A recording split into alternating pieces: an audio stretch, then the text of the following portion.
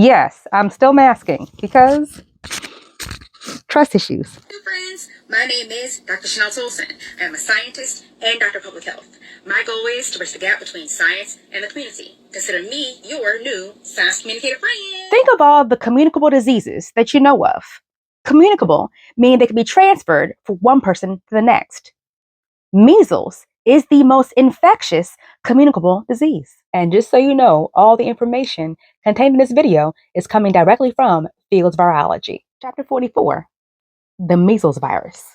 Okay, and if you're watching this video, you probably didn't study virology, and that's okay. I'm not going to bore you with all of the history and the proteins and matrices, etc. But here is what the measles virus actually looks like. What's important to note here is that it is a paramyxovirus. All right, there's no DNA. You got your RNA here and your proteins. All right, and here is your envelope. This is what measles looks like.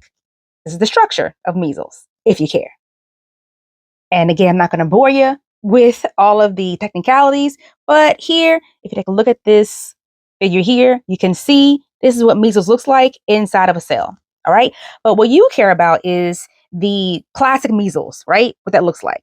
So what we know is measles is typically a childhood infection, but it is spread through the respiratory route. That means you are going to inhale this virus. Touching measles is not the only way that you're going to get this virus. It is inhaled. It is a respiratory virus. Not a lot of people know that, and that's important, especially when it comes to understanding why we should be wearing masks. COVID is not the only reason we should be wearing the proper respirator when we're going out in public places. There are other diseases that are currently spreading throughout the US, if you are located in the US, like the measles virus. Measles can stay in the air for quite some time after someone leaves the room if they do have the measles virus. 4 to 5 days before someone even has an active rash. So they may be spreading measles virus around in the air and not even know they have it yet. Measles can also be contagious, or the contagious period can also last 4 days after the rash appears. As a matter of fact, 4 to 5 days before someone sees an active rash and about 4 days after they have the rash is the most infectious time period. Something else to take note of, bumps or the lumps that you see on your skin aren't the only signs and symptoms that you'll see if you've been infected with the measles virus.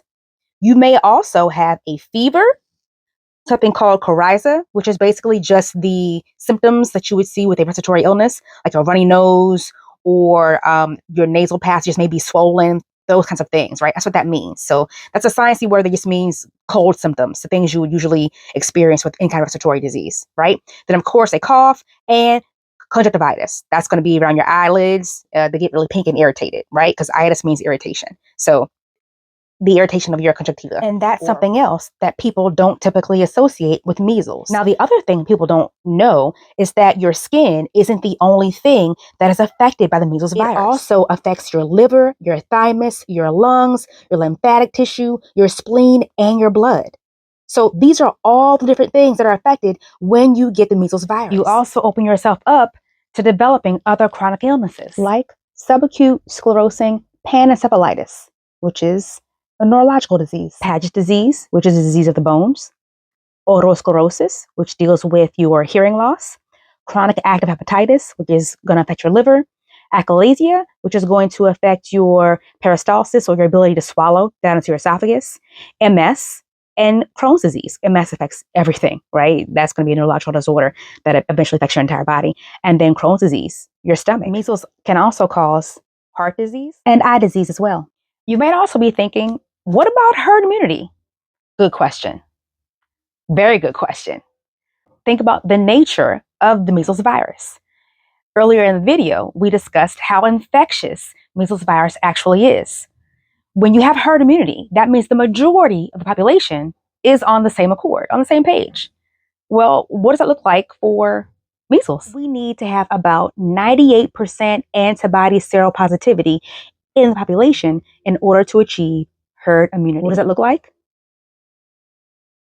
Immunization coverage. And we don't have that. And remember, you don't have to believe me, but there are hundreds, literally hundreds of references, different papers where scientists have been researching the measles virus. I'm just going to keep turning the pages until we get to the last one. because I want you all to be ensured that I'm not just giving you lip service. Okay, that's the last page. So let's go ahead and turn it back and scroll down. And we are at 684. There are 684 references for measles virus at the time of the publication of this textbook and how it affects the human body. There is currently no treatment for measles. Another reason why I'm still wearing my mask. Like this video, give me a share and a comment to keep more content like this on your timeline.